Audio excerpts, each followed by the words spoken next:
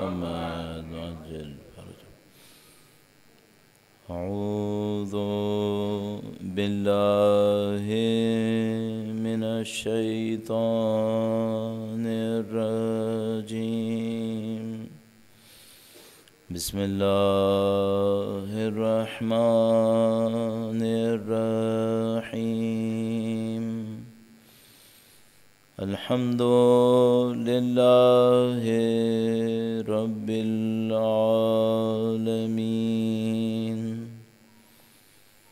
والصلاة والسلام على سيد الأنبياء والمرسلين، حبيب إله العالمين أبي القاسم محمد، صل على محمد وآل محمد وعجل فرجه، وعلى آله الطيبين الطاهرين، سيما بقية الله في الأراضين. قال الله تعالى في كتابه الكريم: بسم الله الرحمن الرحيم. أم حسبت أن أصحاب الكهف والرقيم كانوا من آياتنا عجبا. درود بھیجے گا محمد و آل محمد. صلی علی محمد آل محمد وعجل فرجہم. پروردگار عالم کا انتہائی شکر ہے، انتہائی احسان ہے، اس نے ہمیں اہل بیت اطہار علیہ السلام کی مودت، ان کی فکر سے وابستگی نصیب فرمائی ہے. سید الشہداء کی اس فرش عزا پہ بیٹھنا نصیب فرمایا ہے. اس دعا کے ساتھ کہ انشاءاللہ مرتے دموں تک ہمیں ان کی جانثاروں میں قرار فرمائے، ہماری تمام نسلوں کو ان کے وفاداروں میں قرار فرمائے، ان کے فرزند کے ظہور کا دن دیکھنا نصیب فرمائے، ان کی نصرت کی سعادت اور ان کی راہ میں شہادت نصیب فرمائے. تمام دعاؤں کی قبولیت کے لیے، نظر لطف امام کو حاصل کرنے کے لیے اور ان کے ظہور کی تعجیل کی دعا کے لیے درود بھیجیں محمد و آل محمد. محمد آل محمد وعجل فرجهم. پروردگار عالم نے قرآن کریم کے اندر اس بات کو صراحت کے ساتھ بیان فرمایا کہ اللہ نے اسلام کو انسانوں کے لیے چنا ہے. خدا تعالیٰ قرآن کریم کے اندر یہ دعویٰ فرماتا ہے کہ کوئی سعادت ایسی نہیں ہے، کوئی کمال ایسا نہیں ہے جو انسان کے لیے مطلوب ہو اور وہ قرآن کریم کی ہدایت سے حاصل نہ کیا جا سکے. جو بھی دین مبین کی ہدایت کو حاصل کرے گا وہ سارے کمالات کو حاصل کرے گا. ان کمالات میں انفرادی کمالات بھی ہیں کہ کوئی کس طریقے سے اپنی ذات کے اندر کامل ہوگا، کیسے وہ تمام انسانیت کے فضائل کو حاصل کرے گا. اسی طریقے سے اجتماعی کمالات بھی ہیں، معاشرہ کیسے اچھا ہوگا، معاشرے کی سعادتیں کیسے حاصل ہوں گی. اور گرچہ ظاہری طور پہ ایسا ہے کہ معاشرے کی سعادتیں کبھی علیحدہ ہوتی ہیں، فرد کی سعادت علیحدہ ہوتی ہے، اور مختلف فلاسفرز کے اندر اس بات کے اوپر کافی گفتگو ہوئی بھی ہے کہ آیا معاشرہ علیحدہ ہے فرد سے یا نہیں، معاشرہ وہی فرد ہیں اور معاشرہ صرف ایک عنوان ہے. تو اس کی تفصیل میں ہمیں جانے کی کوئی ضرورت نہیں ہے، لیکن بہرحال یہ ہمیں معلوم ہے کہ بعض اوقات کوئی قوم ایسی ہوتی ہے، قوم ہونے کے ناطے اچھی ہوتی ہے، فرد کو دیکھتے ہیں فرد اچھا نہیں لگتا، اور بعض فرد اچھے ہوتے ہیں، قوم کو جمع کر کے دیکھتے ہیں تو دیکھتے ہیں نہیں وہ قوم کو اتنی اچھی سمجھ میں نہیں آ رہی. اب میں اس کی مثالیں دے کر کسی ایک قوم کی خوبی یا برائی کو بیان نہیں کرنا چاہتا، لیکن اس طرح سے ہوتا ہے. دین مبین کے اندر یہ سب چیزیں ایک دوسرے سے وابستہ ہیں، یہ سب چیزیں ایک دوسرے سے ملی ہوئی ہیں. تو مثلا فرض فرمائیے اگر دین مبین ہمیں حکم دیتا ہے کہ نماز شب پڑھو، اب سوال یہاں پر یہ ہے کہ بھئی یہ جو نماز شب ہے یہ انفرادی سعادت لے کر آئے گی یا معاشرتی سعادت لے کر آئے گی۔ میں اگر نماز شب پڑھوں، میں دعائے کمیل پڑھوں، اللہ کے حضور راز و نیاز کروں، اس سے مجھے فائدہ ہوگا یا معاشرے کو فائدہ ہوگا؟ تو ہمارا جواب یہ ہے کہ یہ تعلقات اتنے ایک دوسرے سے ملے ہوئے ہیں کہ آپ ان کو علیحدہ کر ہی نہیں سکتے۔ تو اگر خدا نہ کرے نعوذ باللہ تعالیٰ ایک آدمی بے نمازی ہو، خود بخود معاشرے کے اوپر برا اثر پڑے گا، اور ایک آدمی کمال حاصل کرے تو خود بخود معاشرہ اس سے بھلائی اور سعادت حاصل کرتا ہے۔ تو یہ رابطہ بہت اہم رابطہ ہے۔ چند نکات سے اس کے اوپر توجہ دی جا سکتی ہے۔ میں اپنے موضوع کے اوپر بہت تیزی سے واپس آنا چاہتا ہوں، جس کو کل شروع کیا تھا، لہذا میں اس کی مزید تشریح عرض نہیں کروں گا، اور صرف چند جملات عرض کرتے ہوئے ہم کل کے موضوع کے اوپر واپس آئیں گے۔ درود بھیجے گا محمد و آل محمد، صلی علی محمد آل محمد وعجل فرد۔ یہ جو انسان کی زندگی کے اندر فردی اور معاشرتی رابطہ اتنا شدید ہے، مثلا ایک آدمی نماز اچھی پڑھے، دعا اچھی پڑھے تو معاشرے پر بھی اس کا اثر پڑے گا۔ اس سے ہمیں کچھ نتائج حاصل کرنے چاہیے تھے۔ وہ نتائج یہ ہیں کہ یہ جو آپ اور میں دیکھتے ہیں کہ بھئی ملک کے اندر کوئی خرابی آ گئی ہے، اور اس خرابی کو حل کرنے کے لیے بڑی بڑی کانفرنسز ہوتی ہیں، بڑے بڑے سیمینارز ہو رہے ہوتے ہیں، حتیٰ کوششیں کی جاتی ہیں، کتابیں لکھی جاتی ہیں، پھر بھی دیکھتے ہیں مشکل حل نہیں ہو رہی۔ اس کی وجہ ہمیں یہ سمجھ میں آئی کہ ہم لوگ عوامل کے اندر گہرائی تک نہیں پہنچتے۔ عوامل کے اندر گہرائی ہے، اور وہ گہرائی انسان کی زندگی تک آتی ہے۔ میں بہت تیزی سے ایک مثال عرض کروں، گرچہ اس میں وقت زیادہ نہیں لگانا چاہتا۔ مثلا فرض کیجئے کوئی معاشرے کے اندر چوری کو روکنا چاہتا ہے، کسی معاشرے میں چوری کو روکنا چاہتے ہیں، یا ہم معاشرے کے اندر کرپشن کو روکنا چاہتے ہیں۔ تو بھئی معاشرے کے اندر چوری ہو رہی ہے یا معاشرے کے اندر کرپشن ہے، اس کا حل کہاں پر ہے؟ تو بہت سادہ حل یہ ہے کہ بھئی آپ پولیس بڑھا دیجئے، آپ کرپشن کے اوپر سزا بڑھا دیجئے۔ صحیح ہے، آپ نے پولیس بڑھا دی اور آپ نے کرپشن کے اوپر سزا بڑھا دی، لیکن اس سے صرف یہ ہوتا ہے کہ چوری اور بڑی ہونے لگتی ہے، اور وہ جو کرپشن ہوتا ہے وہ پھر پولیس میں بھی آ جائے گا، ادھر بھی کرپشن آ جائے گا۔ تو آپ کو دیکھنا ہوتا ہے کہ بھئی اس طرح سے تو معاملہ حل نہیں ہوگا۔ اچھا، آپ نے کہا کہ بھئی چوری اور کرپشن اس لیے ہو رہے ہیں کہ لوگوں کے پاس پیسہ نہیں ہے، اگر آپ پیسہ دے دیں تو مشکل حل ہو جائے گی۔ تو پھر ہم ان سے پوچھتے ہیں کہ بھئی جن معاشروں کے اندر پیسہ ہے وہاں کیا چوری نہیں ہوتی؟ وہاں صرف ایک فائدہ ہوتا ہے، چھوٹی چوری نہیں ہوتی، بڑی چوری ہوتی ہے، بہت بڑی چوری ہوتی ہے۔ چھوٹا کرپشن نہیں ہوتا، بہت بڑے سطح کے اوپر کرپشن ہوتا ہے۔ یعنی مثلا اگر ہمارے یہاں کرپشن یہ ہوگا کہ وہ پولیس والا 50 روپے لے لے، 100 روپے لے لے، 500 روپے لے لے، چھوڑ دے، وہاں پہ یہ نہیں ہوگا۔ وہاں پہ یہ ہوگا کہ جس نے کرپشن کرنا ہوگا وہ کئی $100 ملین خرچ کر کے اپنے کرپشن کو قانون سے پاس کروا لے گا، قانون سے پاس کروا لے گا۔ پھر وہی کرپٹ پریکٹس اس ملک کے اندر قانونی طریقے سے ہو رہی ہوگی، قانونی طریقے سے ہو رہی ہوگی۔ اور بہت چھوٹی چھوٹی باتیں ایسی جو اگر کوئی واقعاً اس نظر سے معاشروں کو دیکھنا شروع کرے تو فوراً سمجھ جائے گا کہ یہاں جو کرپشن ہے اس کے اندر ایک عجیب گہرائی ہے۔ تو اب مثلا کرپشن ختم کرنا ہے، آپ نے چوری کو ختم کرنا ہے، تو پھر اس کا حل کہاں تک جائے گا؟ تو ہم کہتے ہیں اس کا حل اس میں نہیں ہے، اس کا حل یہ ہے کہ پیسے کو عزت کا معیار مت بننے دو۔ میں پھر دوبارہ عرض کرتا ہوں آپ کی خدمت میں، جب تک پیسہ عزت کا معیار ہے، لوگ پیسہ لینے کے لیے چوری بھی کریں گے، کرپشن بھی کریں گے۔ کیوں؟ عزت تو سب کو چاہیے، اور یہ بالکل طبیعی بات ہے، نیچرل بات ہے، کوئی بھی عزت نہیں ہونا چاہتا، سب عزت چاہتے ہیں۔ تو اگر پیسے اور عزت کا تعلق جڑ گیا اور یہ ہوا کہ بھئی جس کے پاس پیسہ ہے اس کو عزت ملے گی، تو آپ یہ سمجھ لیجئے کہ آپ نے اگر یہ کہہ دیا کہ تمہیں پانی میں اس صورت میں دوں گا کہ تم فلاں ظلم کرو، تو یہ سمجھیں ظلم تو بڑھے گا، پھر لوگ پانی تو پینا چاہیں گے نا، پھر تو ظلم کریں گے۔ اگر آپ نے اندر کی ایک طبیعت ہی نیچرل ایک ڈیزائر ہے کہ مجھے عزت ملے، اس نیچرل ڈیزائر کو آپ نے کنیکشن دے دیا پیسے سے، اگر آپ نے یہ کیا، اب کوئی فقیر صبر نہیں کرے گا۔ کیوں؟ بھئی اگر فقیر کو عزت مل رہی ہوتی تو وہ عزت لے کے صبر کر سکتا تھا، اب اگر فقیر کو بے عزتی بھی مل رہی ہے تو کوئی فقیر کیوں صبر کرے؟ اب کہاں سے صبر کرے گا؟ اب تو فقیر ہونے کا مطلب یہ ہے کہ عزت بھی گئی ہاتھ سے، اور عزت تو بہت نیچرل ہے۔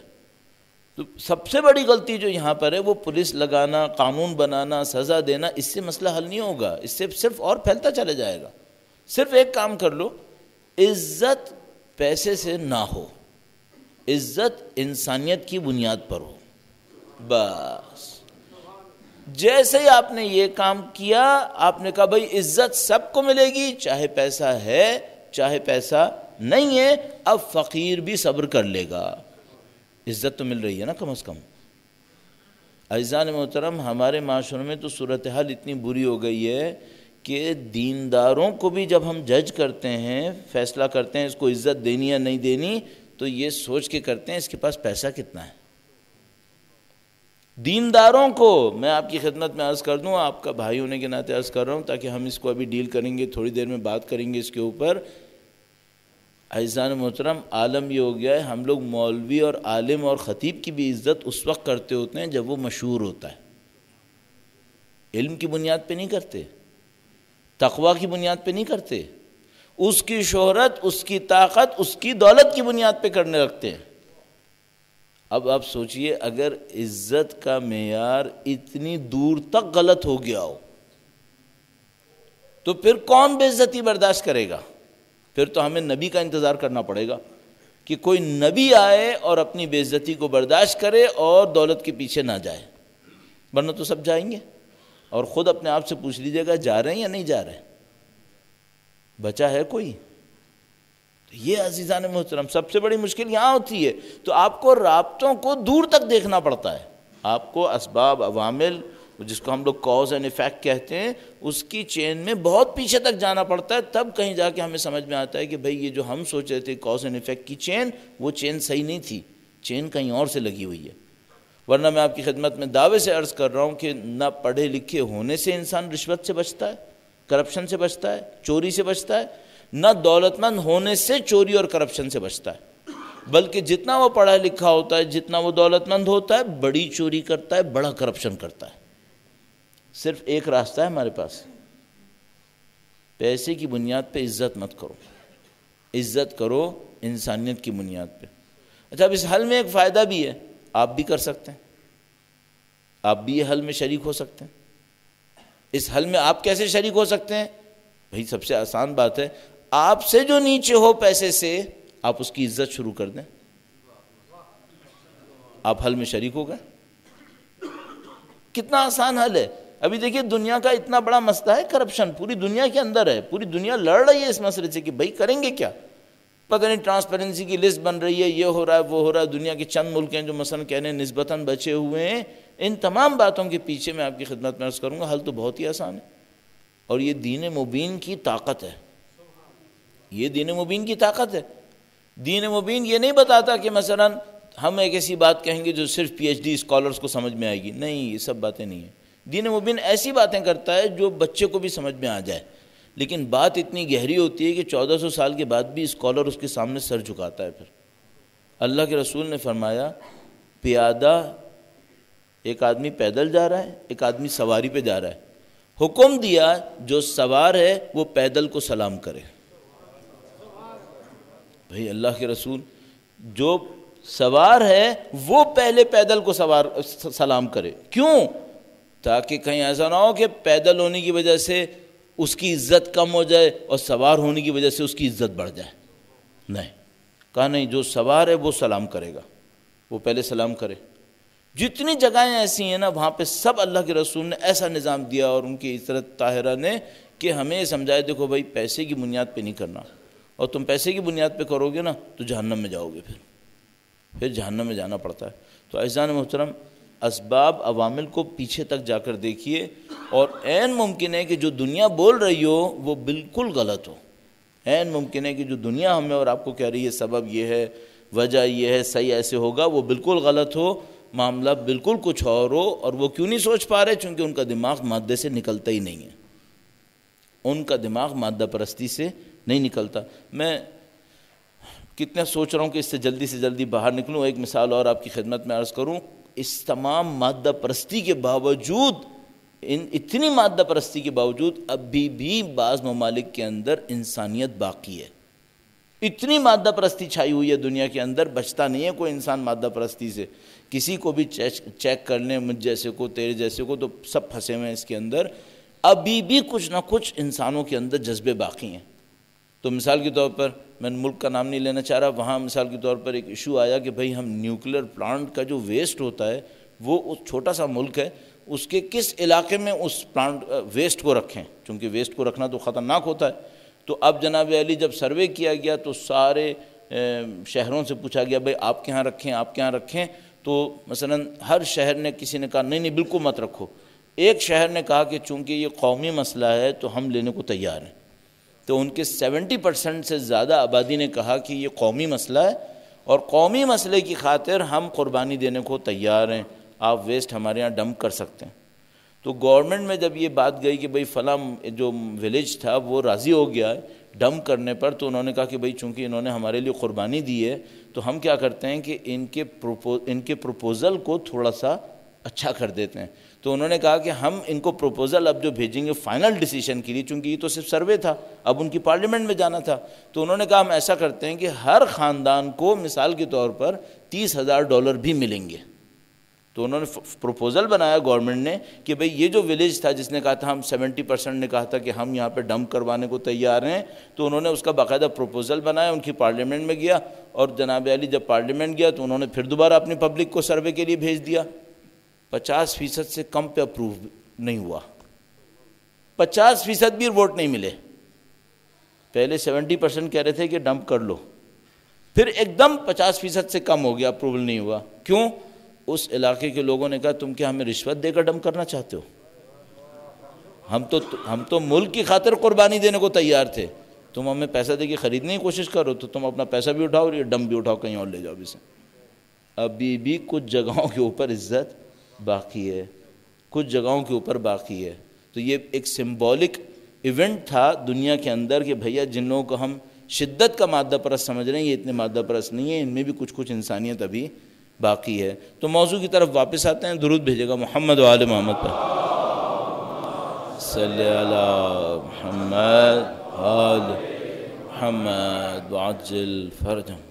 15 منٹ کی محنت ایسا نہ ہو بالکل ہی ضائع چلے جائے، یہ بات آپ کی ذہن سے نکل جائے. آپ کی خدمت میں عرض ہوا کہ اگر حل کرنا ہے تو حل آپ کے ہاتھ میں ہے. اور حل کیا ہے؟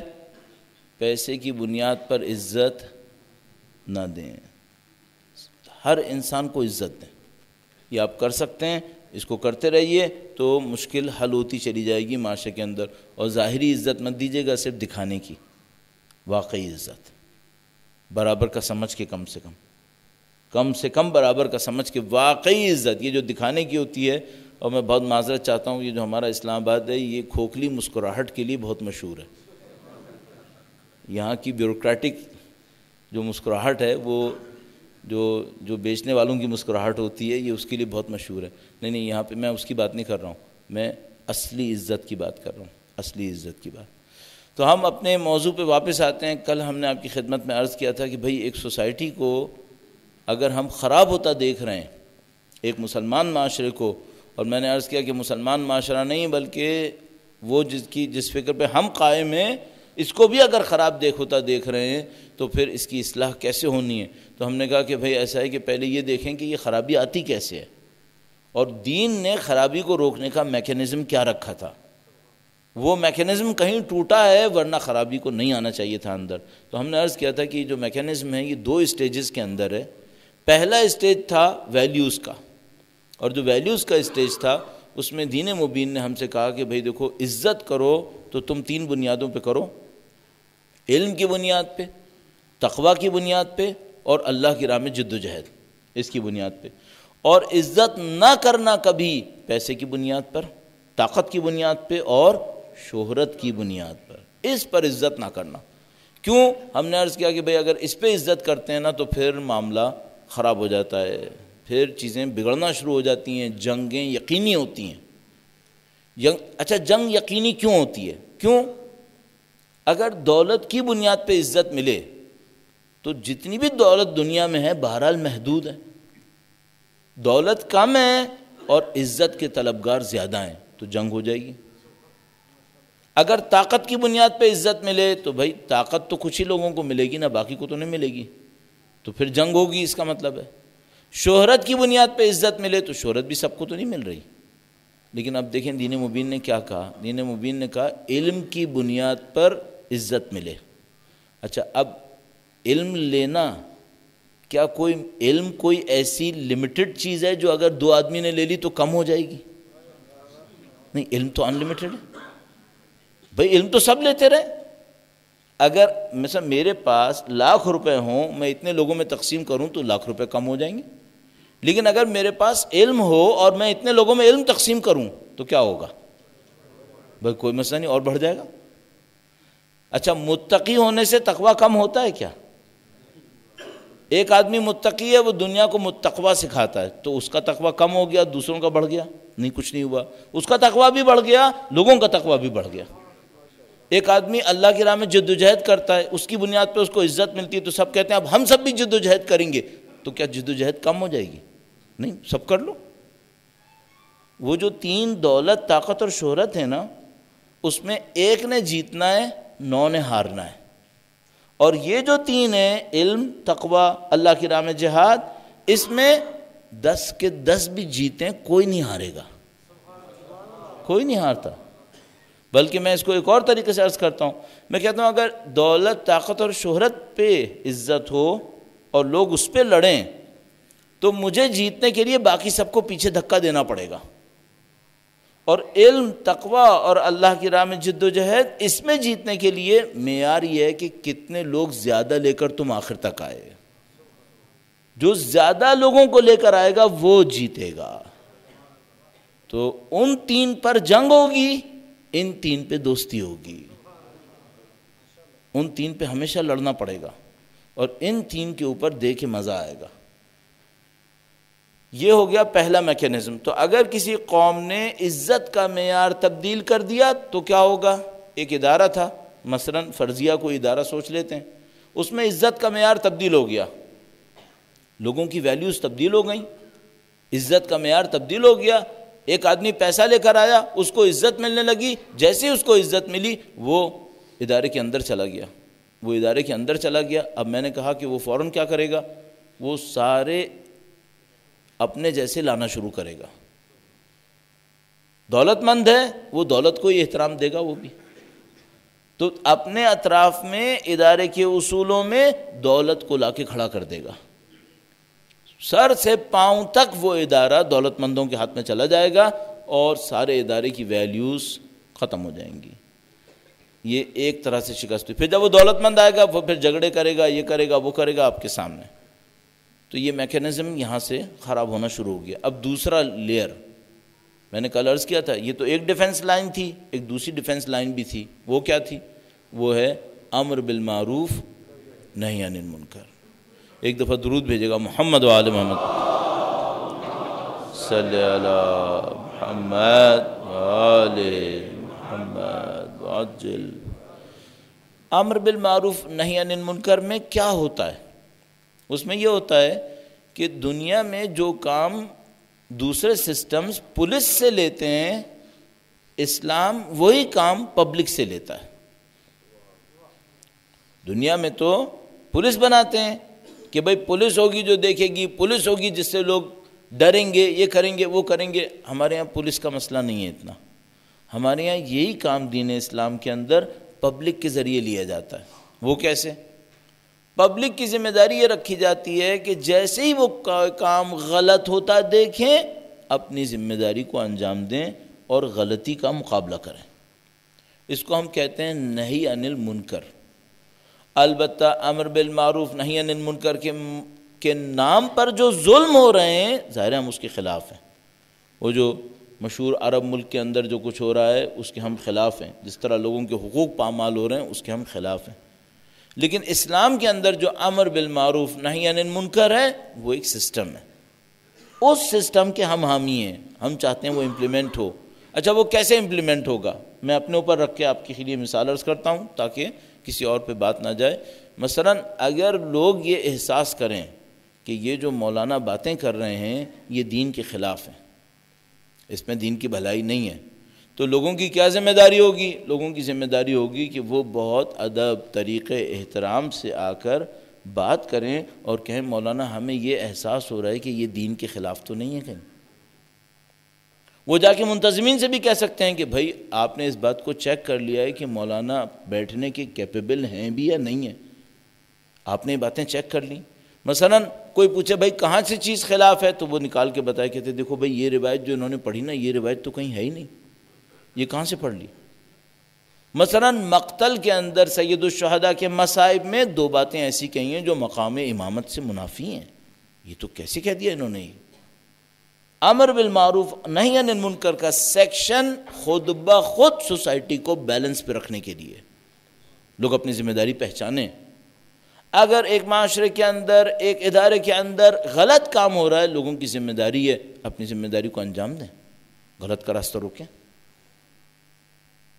اب یہ اسلام کا دوسرا میکینزم تھا پہلے کی شکست پر، کہ اگر ویلیوز کا سسٹم شکست کھائے، غلط آدمی اندر آ جائے، اس غلط آدمی کو پھیلنے سے روکا جائے. تو جو مخلصین تھے، مومنین تھے، ان کی ذمہ داری ہے کہ اپنے کام کو انجام دیں اور غلطی کو پھیلنے سے روک لیں.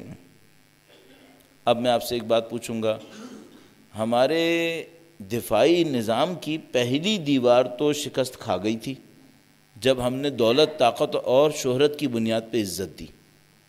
میں آپ سے پوچھوں گا، امر بالمعروف نہی عن المنکر معاشرے میں باقی ہے یا وہ بھی شکست کھا گیا؟ بدقسمتی سے اس کی تاثیر بھی ہمیں اب نظر نہیں آ رہی. اچھا کیوں نظر نہیں آ رہی؟ اس کے اسباب ہیں، میں آپ کی خدمت میں عرض کرنے کی کوشش کرتا ہوں. درود بھیجے گا محمد و آل محمد.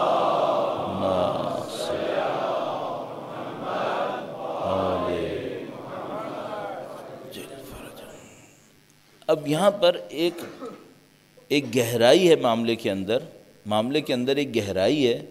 اب اس گہرائی میں کتنا جانا ہے یہ آپ کی کیپیسٹی پر ہے، میرے کہنے کی کمزوریوں اور طاقت پر ہے. میں کوشش کرتا ہوں ایک حد تک عرض کروں. آپ مغربی معاشرے میں چلے جائیں، وہاں پر ایک فکر رائج ہے اور ڈالنے والے نے بڑی سوچ سمجھ کے ڈالی ہے، اور وہ کیا ہے؟ وہ یہ ہے کہ تمہیں اس سے کیا کام ہے. ایک فکر ہے کہ بھئی ایک آدمی کچھ کر رہا ہے، بہت غلط کر رہا ہے، کوئی کچھ نہیں کرے گا. کیوں؟ وہ کہتا ہے مجھے کیا. ایک آدمی غلط ترین کام کر رہا ہے، میں مثالیں کیوں دوں ممبر پہ بیٹھ کر، آپ اپنے ذہن میں سوچ لیجئے. دوسرا دیکھے گا، وہ کہے گا مجھے کیا، مجھے کوئی سروکار نہیں ہے. اچھا اس سے پوچھیں کہ بھئی یہ انسانیت سوز حرکت کر رہا ہے، آخر اتنا تو نہیں ہونا چاہیے. تو وہ کہتا ہے جب تک مجھے کوئی نقصان نہیں پہنچ رہا، مجھے کوئی پرواہ نہیں ہے. ان لوگوں نے اپنی ساری غلطیوں کو پھیلانے کے لیے ایک نسخہ دماغ میں ڈال دیا ہے.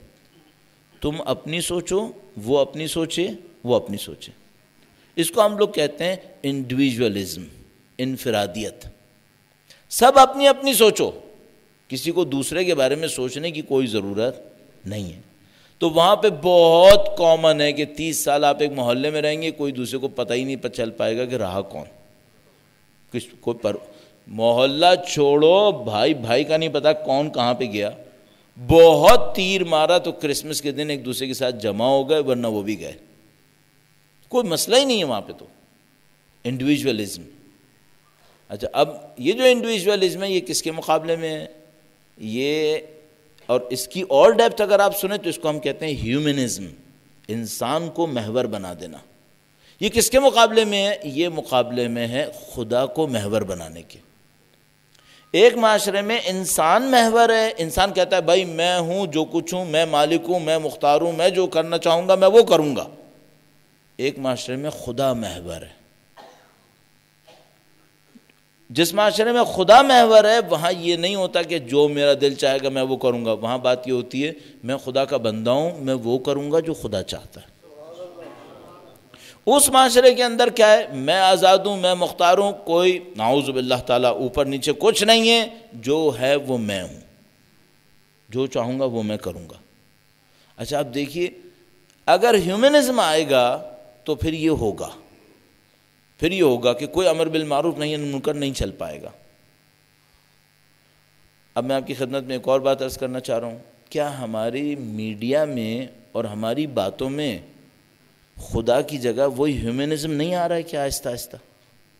مثلا آپ نے پتہ نہیں کتنے ایڈ سنے ہوں گے جن میں یہ جملہ سنا ہوگا، جو چاہو وہ ہو جائے گا۔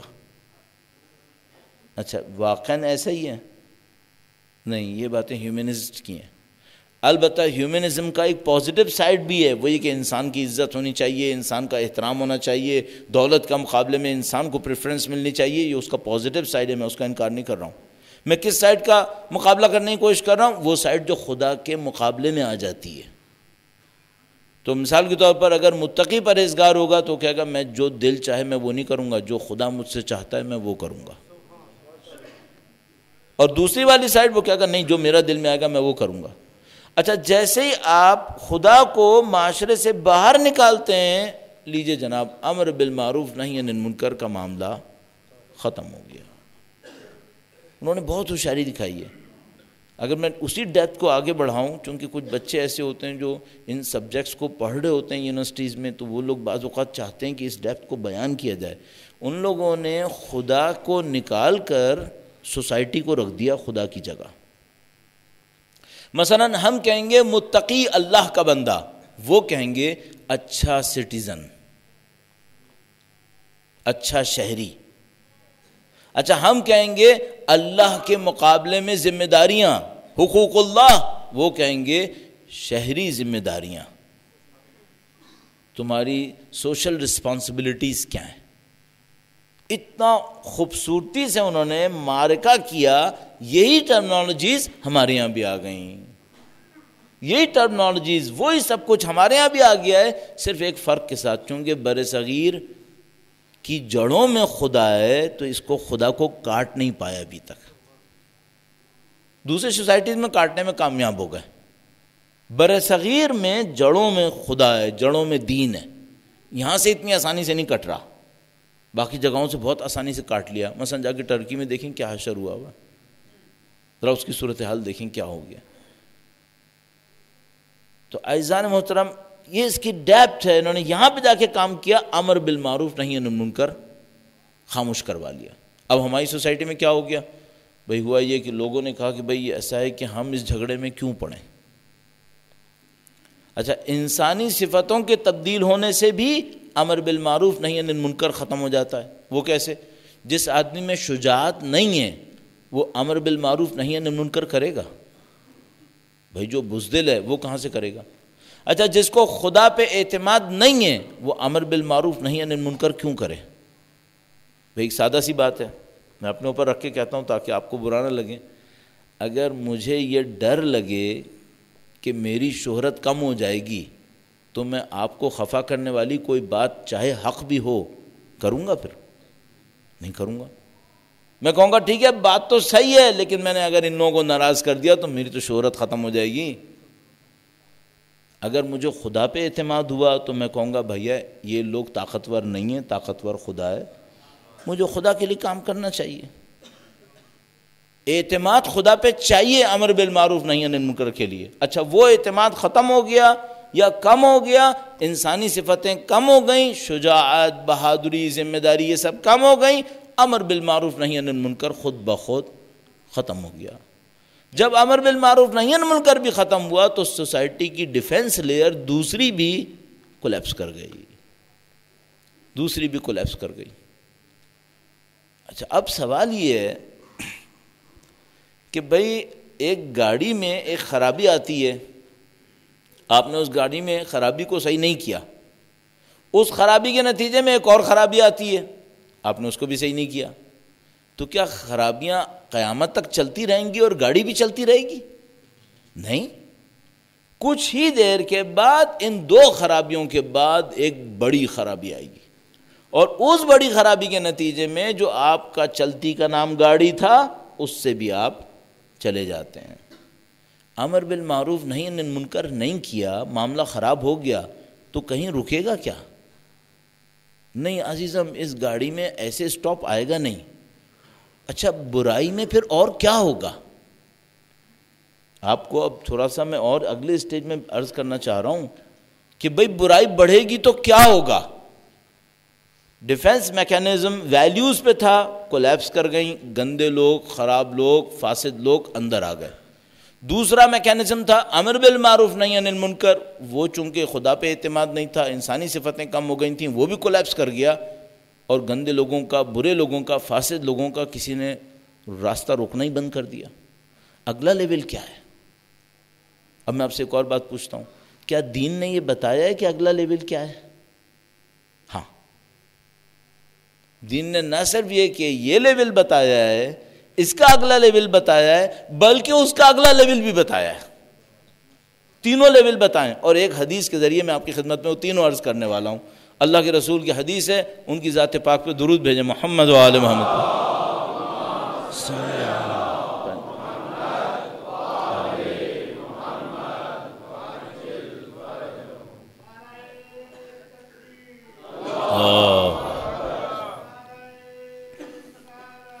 یا رسول اللہ، یا علی، اللہم صلی علی محمد آل محمد وعجل. تو عزیزان محترم، آپ بڑے صبر و تحمل سے سماعت فرما رہے ہیں، جس کی میں آپ کی داد دوں گا، چونکہ یہ باتیں اتنی خاموشی سے بیٹھ کر اتنی توجہ سے سننا یہ آسان کام نہیں ہوتا ہے، اور اٹینشنز بھی ادھر ادھر چلی جاتی ہیں. تو میں کوشش یہ کرتا ہوں کہ بھئی آپ کا ساتھ اس طرح سے دوں کہ اسپیڈ تھوڑی سی کم رکھوں. ادھر ادھر اگر میں تیزی سے جاؤں گا تو پھر آپ پریشان بھی ہو سکتے ہیں. تو کچھ آپ قربانی دیں، کچھ میں بھی قربانی دوں گا، تو پھر ہم اس معاملے کو نپٹا سکیں گے. اللہم صلی علی محمد آل محمد وعجل فرج محمد وعجل فرج. اور ایک میں آپ کی خدمت میں اپنا خوف بھی عرض کرتا رہا ہوں. میرے جیسے بولنے والے کے دل میں ہمیشہ ایک خوف رہتا ہے کہ دیکھو بھئی یہ لوگ دین کے نام پر یہاں جمع ہوئے ہیں، انہوں نے ہمیں وہ چیز دی ہے جس کا دنیا میں کوئی نعم البدل نہیں ہے، اور وہ ہے ان کی زندگی. انہوں نے اپنی زندگی کے گھنٹے 2 گھنٹے ہمیں دے دیے. اب اگر ہم نے ان کی زندگی کے گھنٹے 2 گھنٹے کے برابر کا میٹر نہ دیا، خدا نہیں چھوڑے گا، بہت سخت پکڑے گا، اور کہے گا کہ تم نے میرے بندوں کی جو میرے دین کے نام پر آئے ہوئے تھے، اگر یہ گناہ کے لیے آتے اور تم وقت برباد کر لیتے تو کوئی مسئلہ نہیں تھا.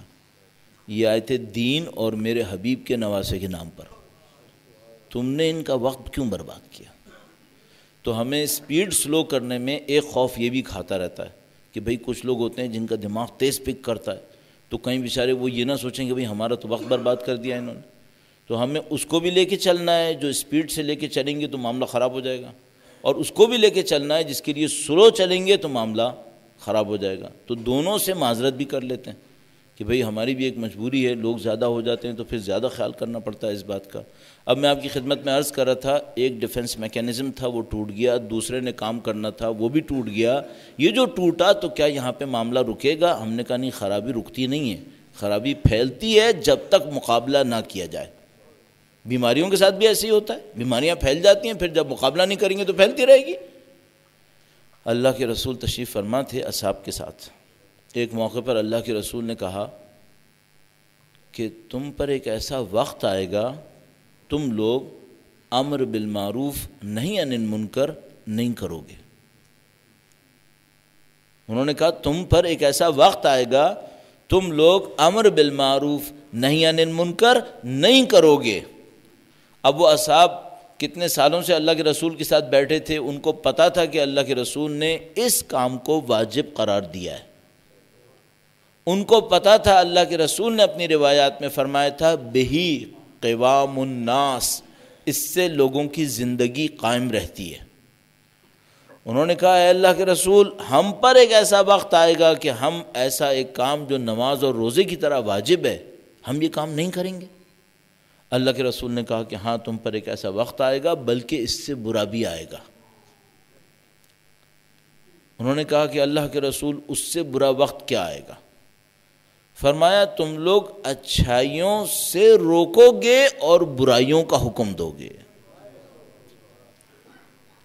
ایک تو یہ اسٹیج تھا نا کہ بھئی اچھائی کا حکم دینا تھا، نہیں دیا، برائی سے روکنا تھا، نہیں روکا.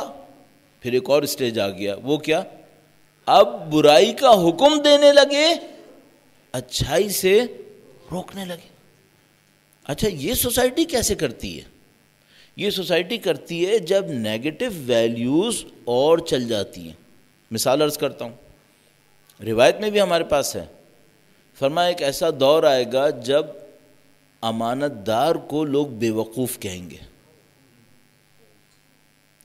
بھائی جب شریف انسان کو لوگ بے وقوف کہیں گے اور ہر شریف کو لوگ بے وقوف کہنے لگیں تو اس کا مطلب ہے ہم شریف سے کیا کہہ رہے ہیں؟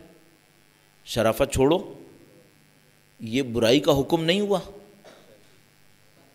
بھائی اگر ایک لڑکی پردہ کرے اور سوسائٹی اس کو یہ بتائے کہ چونکہ تم پردہ کرتی ہو نا تو تمہارے رشتے نہیں آئیں گے، تو ہماری سوسائٹی اسے کیا حکم دے رہی ہے؟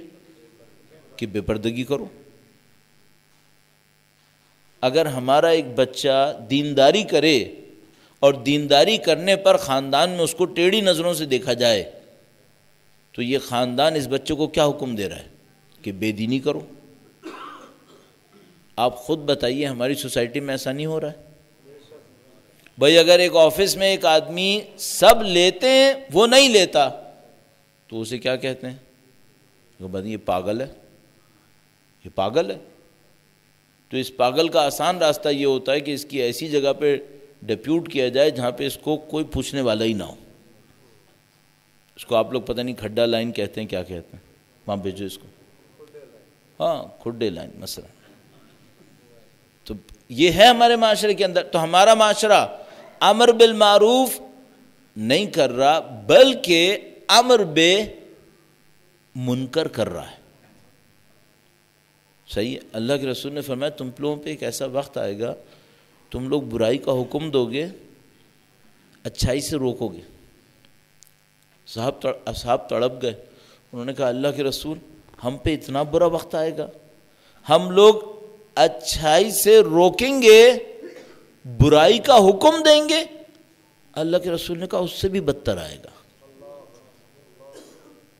میں نے کہا تھا بیماری رکتی نہیں ہے. اس روایت کی روشنی میں عرض کر رہا ہوں، بیماری رکتی تھوڑی ہے. گمراہی کی بیماری ہمیشہ اور طاقت سے پھیلتی ہے، اور پھر پروپورشنلی نہیں پھیلتی، ملٹیپلائی ہوتی ہے. ایک دفعہ تو یہ ہوتی ہے نا کہ 2 سے 4، 4 سے 8، 8 سے 16 پروپورشنلی پھیلتی ہے، پھر پروپورشنلی نہیں پھیلتی، ملٹیپلائی ہوتی ہے. 2 سے 4، 4 سے 16، 16 سے 68 ایسی سپیڈ سے پھیلتی ہے. تو کہا کہ تم لوگوں پہ ایک ایسا وقت آئے گا تم لوگ برائی کا حکم دو گے، اچھائی سے روکو گے. انہوں نے کہا یہ وقت آئے گا؟ فرمایا اس سے بھی برا آئے گا. اچھا وہ اس سے برا کیا آئے گا اللہ کے نبی؟ فرمایا تم لوگ اچھائی کو برائی کہو گے، برائی کو اچھائی کہو گے. ابھی تھوڑا سا صبر کیجئے گا، اس میں اور دوسرے سٹیج میں کیا فرق ہے؟ یہ جو تیسرا سٹیج ہے وہ کیا ہے؟ برائی کو اچھائی کہو گے، اچھائی کو برائی کہو گے. دوسرے میں بھی تو یہی تھا؟ نہیں، دوسرے میں یہ نہیں تھا. دوسرے میں برائی تھی، لوگ برائی کا حکم دے رہے تھے. تیسرے تک آتے آتے برائی تبدیل ہو گئی ہے، اچھائی بن گئی ہے. دوسرے سٹیج میں اچھائی تھی لیکن لوگ روک رہے تھے. تیسرے سٹیج تک آتے آتے اچھائی برائی میں تبدیل ہو چکی ہے. اب جو آدمی اچھا بننا چاہتا ہے تو وہ کیا بن جائے گا؟ برا بن جائے گا خود بخود. اور جو برائی سے بچنا چاہتا ہے وہ در حقیقت کس سے بچ رہا ہوگا؟ وہ اچھائی سے بچ رہا ہوگا. معاشرے میں خرابی اتنے آگے تک چلی جاتی ہے کہ دیکھنے والے کو پتہ ہی نہیں چلتا کہ وہ خرابی کر رہا ہے، غلط کر رہا ہے، اور وہ اپنے دل میں کیا سمجھ رہا ہوتا ہے؟ میں اچھائی کر رہا ہوں، کیونکہ سب اس کو اچھائی کہتے ہیں. اچھا اب میں آپ سے ایک سوال پوچھتا ہوں، کچھ معاملات میں ایسا ہی نہیں ہو گیا؟ ہماری سوسائٹی میں کم سے کم کچھ معاملات میں یہی ہو گیا ہے. یہی ہو گیا ہے. وہ کیسے؟ بھئی بہت سادہ سی بات ہے. ایک آدمی کھڑا ہوتا ہے اور لوگوں کے سامنے بے حیائی پہ بے حیائی کر رہا ہوتا ہے، اس بے حیائی پہ اس کو عزت بھی مل رہی ہوتی ہے. اس کا مطلب اچھا اس کے ذہن میں کوئی معمولی سا بھی تصور ہے کہ یہ غلط کر رہا ہے؟ نہیں، وہ کہتے ہیں میں تو صحیح کر رہا ہوں، انسانیت کی خدمت کر رہا ہوں۔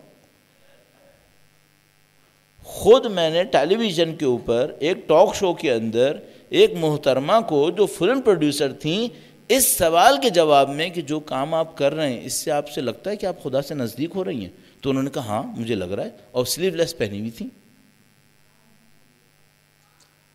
اس سے خدا سے نزدیک ہو رہے ہیں۔ کیا یہ وہی تیسرا اسٹیج نہیں ہے کہ برائی کو اچھائی سمجھ بیٹھے ہیں، اچھائی کو برائی کہہ رہے ہیں؟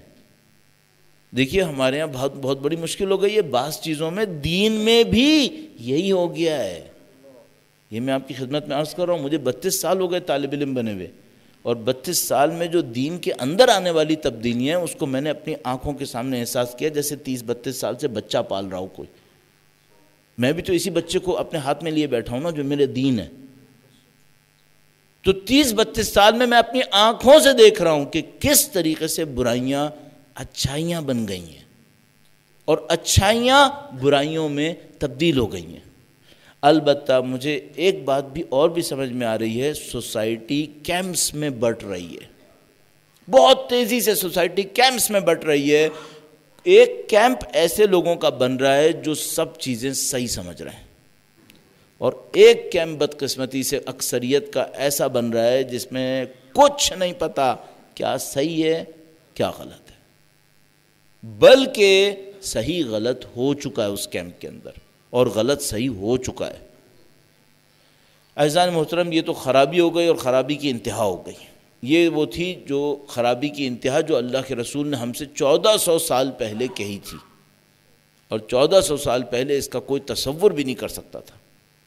ایک اور بات عرض کروں، 1400 سال پہلے نہیں، 50 سال پہلے بھی نہیں کر سکتا تھا، 50 سال پہلے بھی نہیں کر سکتا تھا۔ عزیزوں، میں پاکستان سے باہر جاتا ہوں، میں نے ایسے خاندان کے بچے اور بچیوں کو کفر میں مبتلا دیکھا ہے جن کے اجداد نے اپنی تہجد نہیں چھوڑی تھی، دیکھا ہے، جن کے اجداد نے دین کے پرچم کو پورے علاقے میں تھاما ہوا تھا، ان کی اولادوں کو کفر میں مبتلا دیکھا ہے۔ صحیح ہے؟ اچھا، یہ تبدیلی کوئی 1,00,000 سال میں نہیں آئی ہے، 1000 سال میں نہیں آئی ہے، 100 سال میں نہیں، 30-40 سال کے اندر آپ ایسے ایک معاشرے میں کھڑے ہیں۔ اب میں آپ کی خدمت میں واپس آتا ہوں بات کے اوپر کہ بھئی دشمن کو جو تشیع سے لڑنا ہے، پچھلے لیول میں انہوں نے جسم کو مارا، اس لیول میں اداروں کو ماریں گے۔ اداروں کو مارنے کے لیے ان کے پاس راستہ بہت آسان ہے، کرپٹ لوگوں کو اندر بھیجتے چلے جاؤ، ادارے خود بخود ختم ہوتے چلے جائیں گے۔ انہوں نے کرپٹ لوگوں کو بھیجنا شروع کیا، پہلی ڈیفنس لائن تھی ویلیوز، اور ویلیوز کولیپس کر گئیں، غلط لوگ اندر آ گئے۔ دوسری ڈیفنس لائن تھی امر بالمعروف نہی عن المنکر، لوگوں نے اس پہ بھی توجہ نہیں دی، مضبوط ہوتے چلے گئے، غلط لوگ حاکم ہو گئے۔ اچھا، یہ بھی روایت نے کہا تھا، یہ بھی روایت نے کہا تھا، اللہ کے رسول نے ایک روایت میں فرمایا اگر تم لوگوں نے امر بالمعروف نہی عن المنکر چھوڑ دیا تو برے لوگ تم پر حکومت کریں گے۔ ایک اور اسٹیج بھی بتایا اللہ کے رسول نے، اور وہ یہ بتا رہا ہے کہ جس کو تم حل سمجھ رہے ہو نا وہ حل نہیں چلے گا، جس کو تم حل سمجھ رہے ہو وہ حل نہیں چلے گا۔ اللہ کے رسول نے فرمایا جب تم امر بالمعروف نہی عن المنکر چھوڑو گے تو برے لوگ تم پر حکومت کریں گے، پھر تم لوگ دعائیں مانگو گے اور تمہاری دعائیں پوری نہیں ہوں گی۔ مثلا کیا ہوا، ایک ادارے کے اندر غلط لوگ غلط ویلیوز کی بنیاد پر آئے، امر بالمعروف نہی عن المنکر تھا نہیں، وہ اوپر چلتے چلے گئے، وہ حاکم بن گئے۔ حاکم بننے کے بعد انہوں نے ظلم کیا، پورے اداروں کو تہس نہس کر دیا، لوگوں کی عزتیں پامال کر دیں، غلطی کو رواج دیا۔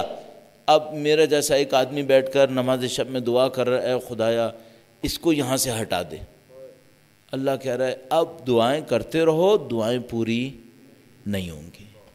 اچھا، اب میں یہاں پر آ کر آپ کو یہاں تک لے آیا، اور میرا اپنے یہ خیال ہے کہ آپ میں سے کئی لوگوں نے اس حالت کو اپنے ذہن میں لمس کر لیا ہوگا کہ ہم اس میں پھنس گئے، کہ ہم اس میں پھنس گئے۔ اب دیکھیے نا، بہت اگر میں جرأت کر لوں یہاں بیٹھ کر، حتیٰ اسلام آباد میں بیٹھ کر پاکستان کی حکومتوں میں کرپشن ہے یا نہیں ہے؟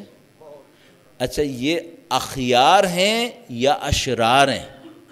اخیار کہتے ہیں اچھے لوگ، خیر بھلائی، اخیار اچھے لوگ، اشرار شر برائی. تو میں آپ سے پوچھتا ہوں یہ جو پاکستان میں حاکم لوگ ہیں یہ اشیار ہیں، اشرار ہیں یا اخیار ہیں؟ بالاتفاق اشرار ہیں، بالاتفاق اشرار ہیں. اچھا یہ پارٹی شر ہے اور وہ پارٹی خیر ہے، یا آوے کا آوا بگڑا سب کے سب اشرار ہیں؟ ہم سب کو معلوم ہے 19-20 کے فرق سے شاید سب کے سب اشرار. صحیح ہے. تو پھر ایسا کرتے ہیں مغرب کے بعد سب کے سب دعائیں فلاں پڑھ کر ان کے خلاف دعا کریں گے کہ خدا ان سب کو ہٹا دے، تو خدا انہیں ہٹا دے گا. اللہ کے نبی فرما رہے ہیں پھر تمہاری دعائیں قبول نہیں ہوں گی. جاؤ تم لوگ یوم عرفہ میں دعائیں کرتے رہو، اور جاؤ شبہ قدر کے اندر بھی دعائیں کرتے رہو کہ یہ ہٹ جائیں. یہ ایسے نہیں ہوگا، معاشرہ اشرار کے ہاتھ میں رہے گا. اب میں یہ عرض کرنا چاہوں گا اے اللہ کے نبی پھر ہمارے لیے راستہ کیا ہے؟ پھر ہمارے لیے راستہ کیا ہے؟ درود بھیجے گا محمد و آل محمد پر. صلی علی محمد و آل محمد وعجل فرج. بھئی دیکھیے بہت سادہ سی ایک بات ہے. مثلا فرض کر لیتے ہیں اس ماحول میں جب اشرار حاکم ہیں، ویلیوز خراب ہو گئی ہیں، برائی اچھائی بن گئی ہے، اچھائی برائی بن گئی ہے، ایک آدمی کھڑا ہوا اور اس نے حق کی بات کی. فرض کر لیتے ہیں ایک آدمی کھڑا ہوا، اس نے حق کی بات کی، لوگ اس کا ساتھ دیں گے؟ کیوں دیں؟ کیوں دیں؟ وہ اپنی جانیں خطرے میں کیوں ڈالیں؟ وہ اپنی عزت اور پیسے کو جو ان کو جان سے زیادہ عزیز ہو گئی ہے در حقیقت خطرے میں کیوں ڈالیں؟ وہ کیوں خطرے میں ڈالیں؟ اچھا اب یہ جو حق کا نام لینے والا ہے اس کا کوئی ساتھ دے گا؟ نہیں. یہ کھڑا ہوگا، طاقت سے کھڑا ہو، کچھ بھی کر لے، اس کا کوئی ساتھ نہیں دے گا. پہلی بات ایک اور عرض کر دوں، ایسے ایک آدمی کو جو حق پہ کھڑا ہو کوئی اوپر آنے ہی نہیں دے گا، آنے بھی نہیں دے گا. اچھا آپ کہیں گے نہیں نہیں ہم نے کبھی کبھی دیکھا ہے کہ کوئی سر اٹھاتا ہے. تو پھر یہ صرف اتنا عرض کر دوں جو میں ابھی تک سمجھ پا رہا ہوں، اشرار کے گیم میں تھرڈ آپشنز بہت ہیں. اشرار ایسے آپشنز بچا کے رکھنے کے ماہر ہیں کہ اگر معاملے کو ہاتھ سے نکلتا دیکھیں تو اپنا ایک اور آپشن بھیج دیں. وہ اس استادی کے ماہر ہیں. وہ پھر ہوگا کیا؟ ہوگا کیا صاحب؟ 2 لیول پہ کام ہوگا. اب دیکھیے میں حل کی طرف آ رہا ہوں. کل سے اب تک محنت کرنے کے بعد اتنی دیر لگا دی. آپ میں بعض کوئی اعتراض کر سکتا ہے ہم پہ کہ بھائی آپ نے اتنی سی بات کہنے میں اتنی دیر لگا دی. اگر میں اتنی دیر نہیں لگاتا نا تو اتنی تفصیل سے بات کنوے نہیں ہوتی، پھر وہ بات سمجھ میں نہیں آتی، پھر قیمتی بات بھی ضائع ہو جاتی ہے. اگر جلدی جلدی میں کر دیں تو دیر لگانی پڑ جاتی ہے. اب میں آپ کی خدمت میں حل عرض کروں گا. 2 لیول پہ کام کرنا پڑتا ہے. 2 لیول پہ کام کرنا پڑتا ہے. ایک تو شارٹ ٹرم کام ہے، ایک ہے لانگ ٹرم کام. پھر اس لانگ ٹرم کام کے بھی 2 حصے ہوتے ہیں. میں بھی آپ کی خدمت میں عرض کرنے کی کوشش کرتا ہوں. درود بھیجے گا محمد و آل محمد پہ. صلی علی محمد و آل محمد وعجل فرج. یہ جو لوگ عقل مند ہوتے ہیں یہ شارٹ ٹرم اور لانگ ٹرم کو سمجھ بھی لیتے ہیں اور ریسورسز کو تقسیم کر بھی لیتے ہیں. زیادہ تر لوگ ایسے نہیں ہوتے. زیادہ تر لوگ ایسے ہوتے ہیں جو کام خود کر رہے ہوتے ہیں کہتے ہیں یہ صحیح ہے. اگر خود شارٹ ٹرم کر رہے ہوتے ہیں تو کہتے ہیں بھائی یہی ایک کام ہے. اگر خود لانگ ٹرم کر رہے ہوتے ہیں تو کہتے ہیں بس یہی ایک کام ہے. تو اگر میں شارٹ ٹرم کر رہا ہوتا ہوں تو لانگ ٹرم والوں کو کہتا ہوں تم تو سب بیکار ہو، اور اگر میں لانگ ٹرم کام کر رہا ہوتا ہوں تو شارٹ ٹرم والوں کو کہتا ہوں تمہیں تو کچھ پتہ ہی نہیں ہے. عقل مند لوگ ایسے نہیں ہوتے. عقل مند لوگ فوراً سمجھ جاتے ہیں کہ بھائی کچھ کام کم مدت کے کرنے ہوتے ہیں، کچھ کام لمبی مدت کے کرنے ہوتے ہیں. جو کم مدت کا کر رہا ہے اس کی بھی ویلیو ہے، اس کو کچھ ریسورسز ملنے چاہیے، اور کچھ لمبی مدت کا کام کرتے ہیں ان کو بھی ریسورسز ملنے چاہیے۔ اچھا میں آپ سے ایک سوال پوچھتا ہوں، آپ ماشاءاللہ اتنی توجہ سے سماعت فرما رہے ہیں، عقل مند زیادہ تر لوگ، یا ادھر سے لے لیتے ہیں، تھوڑا سا منفی کہنا پڑے گا، زیادہ تر جو جذباتی لوگ ہوتے ہیں شارٹ ٹرم پہ جاتے ہیں یا لانگ ٹرم پہ جاتے ہیں؟ دیکھیے آپ سب اتفاق کر گئے، زیادہ تر جذباتی لوگ شارٹ ٹرم پہ جاتے ہیں۔ تو پھر آپ فوراً ایک کام کیجئے، جب آپ کی قوم شارٹ ٹرم پہ ریسورسز زیادہ لگا رہی ہو اور لانگ ٹرم پہ ریسورسز لگانے والے لوگ نہ ہوں، تو آپ سمجھ جائے گا قوم جذبات میں بہہ گئی ہے، یہ قوم جذباتی ہے۔ کیوں؟ اگر یہ عقل مند ہوتے تو لانگ ٹرم پہ زیادہ لگاتے، یہ لانگ ٹرم پہ زیادہ لگا لیتے۔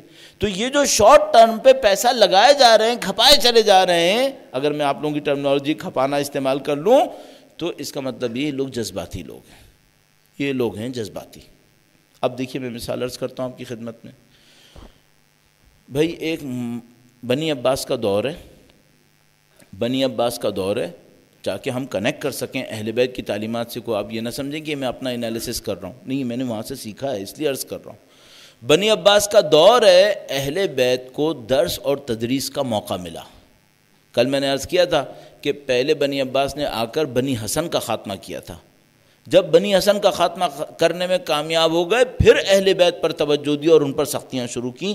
اس دوران سے فائدہ اٹھاتے ہوئے اہل بیت نے لانگ ٹرم کام کیا اور انہوں نے تشیع کو فکری طور پر مضبوط کر لیا، فقہی بیان دے دے کر، امام کے تدریس، امام کے درس، ہزاروں لوگوں کی شرکت، وہ اس موقع سے فائدہ اٹھا کر تھی۔ اچھا یہی امام جو لانگ ٹرم کام کر رہے تھے، صبح کو ایک درس گھر پہ دیتے تھے، ایک درس مسجد میں دیتے تھے، ہزاروں لوگ اس کے اندر آتے تھے، امام ارشاد فرماتے تھے 4000 قلم لکھتے تھے۔ یہی امام رات کو تاریکی میں گھر سے نکلے، ایک ماننے والا دیکھتا ہے کہ میرے مولا رات کی تاریکی میں اکیلے نکل رہے ہیں، تو سوچتا ہے کہیں دشمن نقصان نہ پہنچائے، پیچھے پیچھے جاتا ہے۔ امام اس کو آواز دیتے ہیں فلانی تم ہو یہاں پر، آؤ سامنے۔ وہ سامنے آ جاتا ہے تو دیکھتا ہے کہ زمین پر کچھ گرا ہوا ہے۔ امام فرماتے ہیں اس کو جمع کرو۔ وہ جمع کرنے لگتا ہے تو دیکھتا ہے کہ روٹیاں ہیں اور امام نے ایک تھیلے میں جمع کی ہوئی ہیں۔ وہ ساری روٹیاں جمع کرتا ہے، تھیلے میں ڈالتا ہے، پھر تھیلا امام سے لینا چاہتا ہے، امام فرماتے ہیں نہیں میں خود اٹھاؤں گا۔ امام وہ اٹھاتے ہیں، اس کو لیتے ہیں، چوراہے پر آتے ہیں، شہر کے چوراہے پر رات کی تاریکی میں، رات کے وقت میں کچھ مساکین چوراہے کے اطراف میں سو رہے تھے۔ امام اس کو روٹیاں دیتے ہیں اور کہتے ہیں سب کے ساتھ ایک ایک روٹی رکھتے چلے جاؤ۔ یہ سب کے ساتھ ایک ایک روٹی رکھ دیتے ہیں۔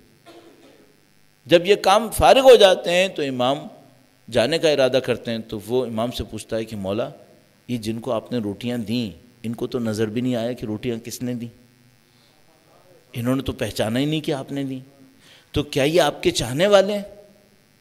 امام نے فرمایا اگر یہ ہمارے چاہنے والے ہوتے تو گھر بلا کے دسترخوان پہ بٹھاتے، یہ وہ ہیں جن کو ہم بلائیں گے نا تو یہ دسترخوان پہ نہیں آئیں گے، تو ہم رات کی تاریکی میں انہیں دینے آئے،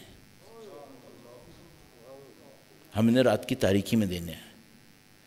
اچھا اب دیکھیے یہ جو کام ہے یہ شارٹ ٹرم کام ہے۔ کیوں؟ ابھی جو روٹی دی ہے یہ کھائے گا صبح کو، لیکن دوپہر کو پھر بھوکا ہو جائے گا۔ لیکن یہ شارٹ ٹرم کام اتنا ضروری ہے کہ امام رات کی تاریکی میں نکلیں اس کو انجام دینے کے لیے۔ کام تو شارٹ ٹرم ہے لیکن بہت ضروری ہے۔ کیوں؟ دیکھیے سادہ سی بات ہے، اگر ایک آدمی بھوکا ہے تو کیا اس امید پر اس کو چھوڑ دوں کہ تم ذرا انتظار کرو، میں نے ایک تحریک چلائی ہے، 5 سال میں ملک کی اقتصادی صورتحال اچھی ہو جائے گی، پھر ہم تم کو کھانا دے دیں گے۔ بھائی 5 سال یہ کہاں جائے گا؟ یہ تو چوتھے دن مرنے لگے گا۔ یہ تو آپ ایک لمبی مدت کا کام کر رہے ہیں لیکن شارٹ ٹرم کچھ سلوشن بھی تو لائیں آپ۔ اچھا جو شارٹ ٹرم سلوشن لائے وہ مثال کے طور پر اس نے ایدھی سینٹر بنایا، ساری دنیا کے بھوکوں کو کھانا کھلانے لگا، سارے غریبوں کو کھانا دینے کی کوشش کی۔ لانگ ٹرم سلوشن کوئی ہے؟ اگر نہیں ہے تو اس شارٹ ٹرم کا کیا فائدہ ہوگا پھر؟ یہ ہماری قومی مشکل ہے، یہ ہماری قومی مشکل ہے. تو ہمیں ایک شارٹ ٹرم سولوشن دیکھنا پڑتا ہے خرابی کے مقابلے میں، ایک لانگ ٹرم سولوشن دینا پڑتا ہے خرابی کے مقابلے میں. شارٹ ٹرم سولوشن کیا ہے؟ یہ تو بات ہو گئی معاشی خرابی کے مقابلے میں. جب اخلاق کی خرابی آتی ہے، نظام کی خرابی آتی ہے، تو پھر آپ کو کچھ حرکتیں کرنی پڑتی ہیں شارٹ ٹرم اور کچھ کرنی ہوتی ہیں لانگ ٹرم. لیکن ایک خوبی ہے، وہ جو آپ شارٹ ٹرم کریں وہ بھی ایسے لیول پہ لے جا کر کریں کہ اثر اس کا لانگ ٹرم تک آتا رہے گا. فوراً کریں.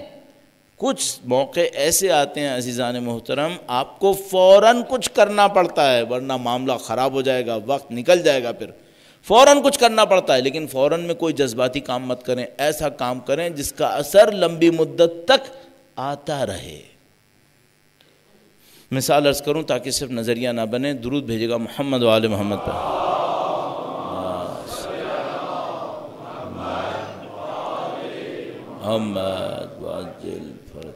یہ جو میں نے مثال ابھی، یہ جو سینیریو میں نے آپ کے سامنے رکھا ہے، یہ کم و بیش وہ سینیریو ہے جو عراق میں صدام حسین کے زمانے میں ہو گیا. صدام حسین اندر آیا، لوگ نہیں روک پائے، وہ حکومت پہ آ گیا، لوگ کچھ نہ کر سکے. اب دعائیں مانگتے رہے، وہ ظلم کرتا رہا، وہ ظلم کرتا رہا. تو کیا دعاؤں سے ہٹنا تھا اس نے؟ نہیں، اب ایسے دعاؤں سے نہیں ہٹنا تھا. معاشرے کے اندر اب تری آئی ہوئی ہے، لوگ دیکھ رہے ہیں غلط آدمی آ گیا ہے، جانوں سے کھیل رہا ہے، ناموس سے کھیل رہا ہے، کوئی کچھ نہیں کر پا رہا. اب ایک لانگ ٹرم سولوشن چاہیے جو میں کل عرض کروں گا. ایک شارٹ ٹرم سولوشن چاہیے. شارٹ ٹرم سولوشن کیا ہے؟ کوئی کھڑا ہو اور مقابلہ کرے اور جان دے دے. ہاں، کوئی کھڑا ہو. بھئی آپ کہیں گے یہ شارٹ ٹرم ہے، ہاں یہ اسی وقت کرنا ہوتا ہے اس لیے شارٹ ٹرم ہے، لیکن اس کی تاثیر لانگ ٹرم ہے. کرنا اسی وقت ہوتا ہے، بعد میں کام نہیں آئے گا. پھر کرنا اسی وقت پہ ہوتا ہے. تو صدام کے مقابلے میں مثلا شہید باقر الصدر کھڑے ہوئے.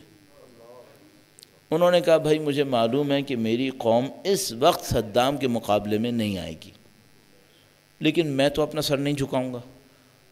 میں تو ایک مکتب کا پلا ہوا ہوں، میں نے تو امام حسین سے سیکھا ہے، تو میں تو سر نہیں جھکاؤں گا، میں تو اس ظالم کو ظالم کہوں گا. ان کے پاس لوگ آئے. مظلومیت کا یہ عالم تھا، اپنے وقت کے مرجع تقلید. ایک گھر میں بند تھے، گھر کے سامنے ایک پولیس افسر کھڑا تھا، بس ایک فوجی، اور کوئی ہجوم ان کو آزاد کرانے نہیں گیا. اتنا خوف، اتنی بزدلی، اتنی ہمت کی کمی. گھر کے باہر ایک فوجی کھڑا تھا، ایک فوجی. سب اگر علماء، طلاب، عام آدمی مل کر جاتے، کیا وہ ایک فوجی روک سکتا تھا؟ آپ کہیں گے بعد میں فوج آنی تھی، چلو بعد میں آتی، اس وقت تو آزاد ہو جاتے نا. ایک دفعہ بھی ایسا نہیں ہوا. وہ اندر بیٹھے رہے، باہر لوگ اپنی زندگیاں گزارتے رہے، اور ان کو باہر نکلنے کی اجازت نہیں تھی. تو کوئی ان کے پاس گیا، ان کے ایک شاگرد سے میں نے سنا، تو کہنے لگے کہ ان کے پاس گئے اور ان سے کہا کہ آغا آپ جو اس طرح اپنی جان خطرے میں ڈالے ہوئے ہیں، آپ شہید ہو جائیں گے اور اس قوم پر اثر نہیں پڑے گا. انہوں نے کہا اب ظاہر ہے وہ کیا بتاتے کہ بھئی اسکالر تو وہ تھے، معاشرے کو پہچاننے والے تو وہ تھے، اب دوسرے جو کوئی بھی تھے وہ تو ان کے شاگرد تھے. تو جو وہ جا کر ان سے کہہ رہا ہے کہ آپ شہید ہو جائیں گے، اس قوم پہ اثر نہیں پڑے گا، تو وہ عقل مندی نہیں کر رہا. استاد کو نہیں پتا کیا یہ بات؟ بالکل ایسے ہی جیسے شہید الشہداء جب مکہ میں تھے تو مثلا عبداللہ ابن زبیر گئے اور جا کر کہا کہ میں نے آپ کے جد امجد سے سنا ہے کہ ان کی نسل میں سے کوئی شخص شہید ہو جائے گا. سید الشہداء نے سنا اور عبداللہ بن زبیر سے کہا کہ تمہارے خیال میں تم نے سنا ہے اور ہم نے نہیں سنا ہیں؟ تم احمق ہو، تمہیں تو اللہ کے رسول نے بتا دیا اور تمہارے خیال میں ہمیں نہیں بتایا، ہم نے نہیں سنا، تم ہمیں سنانے آئے ہو. اگر تمہیں کچھ کرنا ہے تو ہمارا ساتھ دو، ہمارا ساتھ دو. اب ذرا سنیے گا، جب امام نے کہا کہ تم نے کچھ کرنا ہے تو ساتھ دو، تو کہتا ہے کہ میں ساتھ نہیں دے پاؤں گا لیکن آپ سے ایک درخواست ہے۔ امام نے فرمایا بولو۔ کہنے لگا آپ اپنا گریبان ہٹائیے، میں آپ کے سینے پہ اس جگہ کا بوسہ لوں گا جہاں اللہ کے رسول بوسہ لیتے تھے۔ روتا ہوا بوسہ لیتا رہا اور واپس چلا گیا اور امام حسین کا ساتھ نہیں دیا۔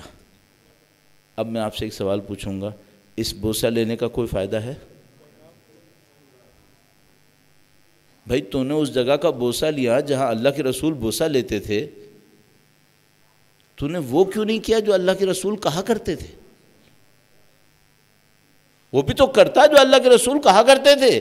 اللہ کے رسول کہہ رہے تھے جب کوئی ظالم کے مقابلے میں کھڑا ہو تو تم لوگ سب اس مجاہد کا ساتھ دینا، تو نے کیوں نہیں کیا؟ اللہ کے رسول نے کہا تھا میری خلافت بنی امیہ کے اوپر حرام ہے، ان میں سے کسی آدمی کو بیٹھا دیکھو تو فوراً اتار دینا، تو نے یہ کیوں نہیں کیا؟ سینے کا بوسہ لے کے روتا ہوا چلا گیا۔ یہ کون سی محبت ہے؟ سید الشہداء تو اکیلے ہی رہے۔ پھر یہ بہت ہوا ہے تاریخ کے اندر، بہت ہوا ہے۔ وقت آپ کا میں نے بہت لیا، آخر بار لفظوں پہ لے کے آتا ہوں۔ شہید صدر کے پاس لوگ آئے، کہا آغا صاحب آپ شہید ہو جائیں گے؟ انہوں نے کہا میں اچھی طرح جانتا ہوں میں شہید ہو جاؤں گا، میں اچھی طرح جانتا ہوں عراق کی قوم پر میری شہادت سے کوئی فوری اثر نہیں ہوگا۔ تو پوچھنے والے نے پوچھا پھر آپ یہ کیوں کر رہے ہیں؟ کہا کہ ہر دور میں ظالموں کے مقابلے میں کسی نہ کسی کو میرے جد امجد کی طرح جان دینی ہوتی ہے۔ ہر دور میں ظالموں کے مقابلے پر میرے جد امجد کی طرح کسی نہ کسی کو تنہائی میں جان دینی ہوتی ہے۔ اس دور کی ذمہ داری میں لینے کو تیار ہوں، میں کروں گا۔ یہ کام شارٹ ٹرم ہوتا ہے، فوراً کرنا ہوتا ہے، اثر لانگ ٹرم ہوتا ہے۔ اتنے کم مدت میں اس کا اثر نہیں آتا۔ کرنا فوراً ہوتا ہے، اثر نہیں آتا۔ 2 مہینے 4 مہینے جدوجہد چلتی ہے، تنہا کھڑا رہتا ہے، شہید ہو جاتا ہے۔ لیکن اس کی شہادت سے ہوتا کیا ہے؟ اس کی شہادت سے ایک پرچم بلند ہو جاتا ہے شجاعت کا، کہ ہاں کوئی تو ہے جس میں حق کہنے کی طاقت ہے۔ پھر یہ جو بندہ ہوتا ہے یہ اپنی نشانیاں لوگوں میں چھوڑنا شروع کر دیتا ہے، یہ اپنی نشانیاں چھوڑتا ہے۔ اب اس کے پیچھے ایک لانگ ٹرم کام بھی ہے جو میں بھی خدمت میں اب نہیں عرض کر پاؤں گا، کل عرض کرنے کی کوشش کروں گا۔ تو عزیزان محترم، جب فتنہ بہت زیادہ چھا جائے، ویلیوز ختم ہو جائیں، امر بالمعروف ختم ہو جائے، اشرار حکومت پہ آ جائیں، ساری ریسورسز ان کے ہاتھ میں آ جائیں، پیسہ، میڈیا، سیاست سب ان کے ہاتھ میں، اب دعاؤں سے کام نہیں چلتا۔ اب دعاؤں سے کام نہیں چلتا۔ اب کیا ہوتا ہے؟ اب کسی کو اٹھ کر جان دینی پڑتی ہے، جان دینی پڑتی ہے۔ تو حق بولنے والوں کو کچھ کرنا پڑتا ہے، وہ حق بولتے ہیں۔ اچھا جب یہ حق پہ بات کرتے ہیں تو لوگ ان کا ساتھ دیتے ہیں؟ نہیں دیتے، ساتھ بھی نہیں دیتے۔ تو ان کو تنہا یہ سارے کام کرنے پڑ جاتے ہیں۔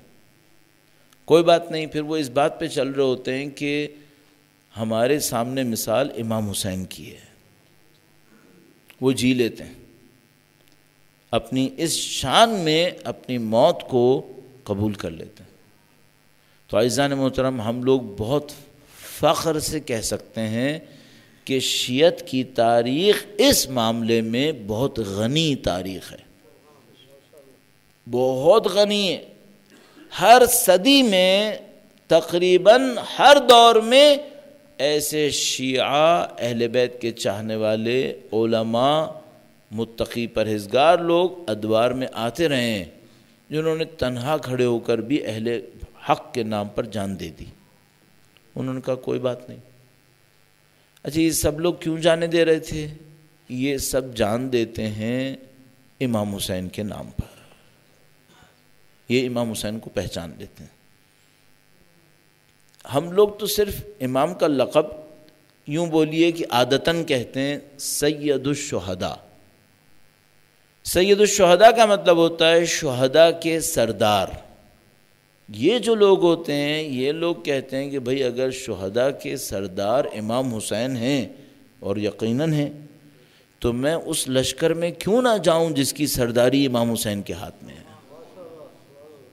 تو یہ کہتے ہیں کہ بھئی یہ تو بہت اچھا معاملہ ہے، ہم اٹھیں گے، ہم اس لشکر میں شامل ہو جائیں گے جس کی سرداری امام حسین کے ہاتھ میں ہے۔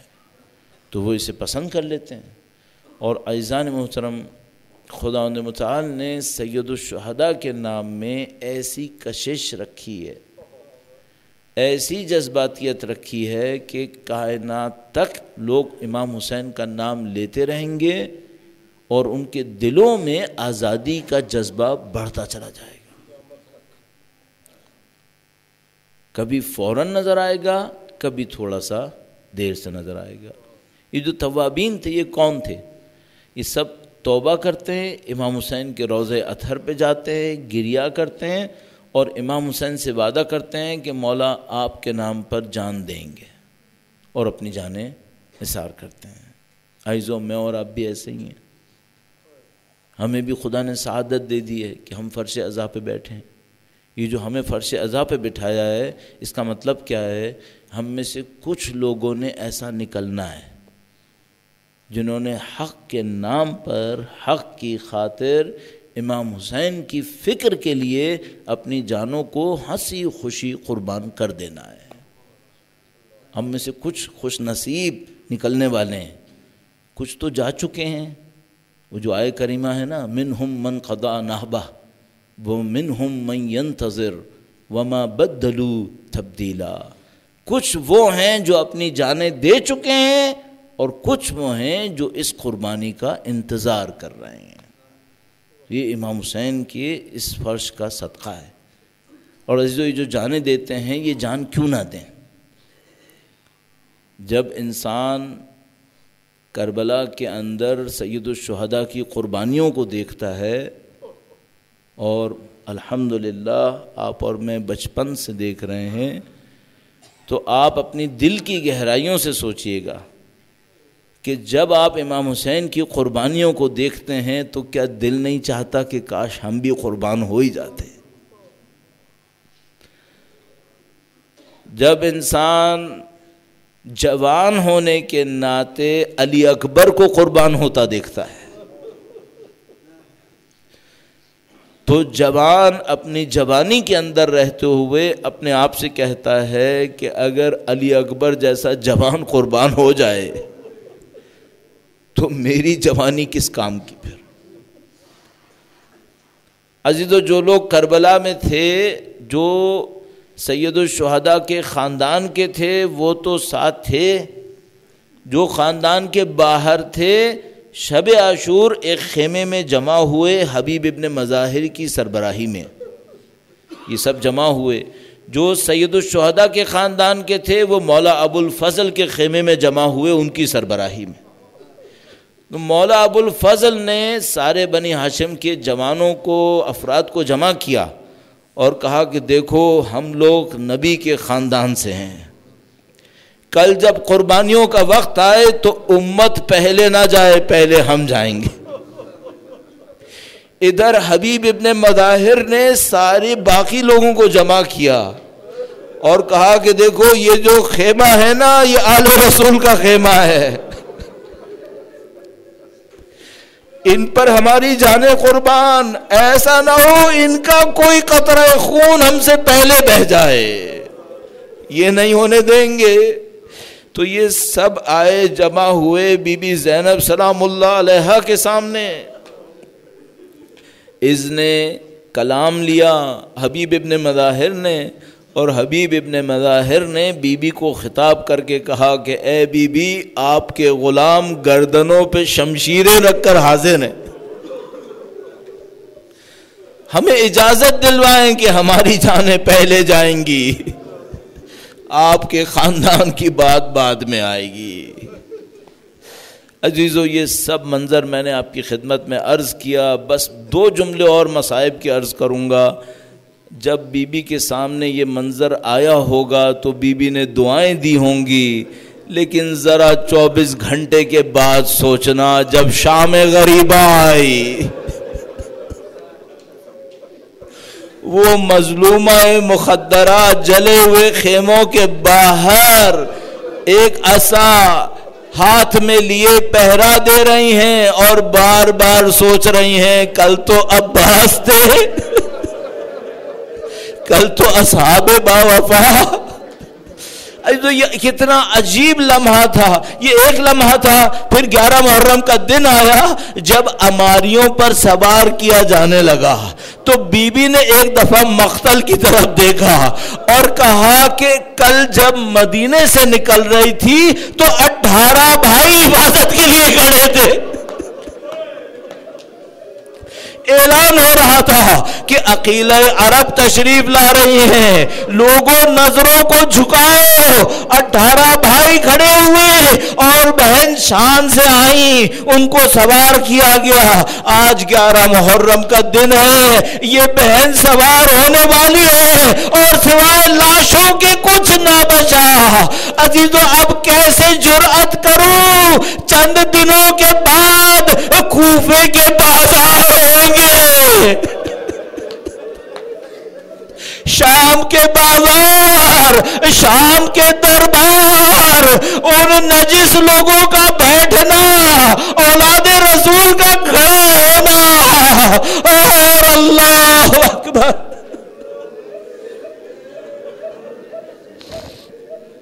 الا لعنت اللہ علی القوم الظالمین وسيعلم الذين ظلموا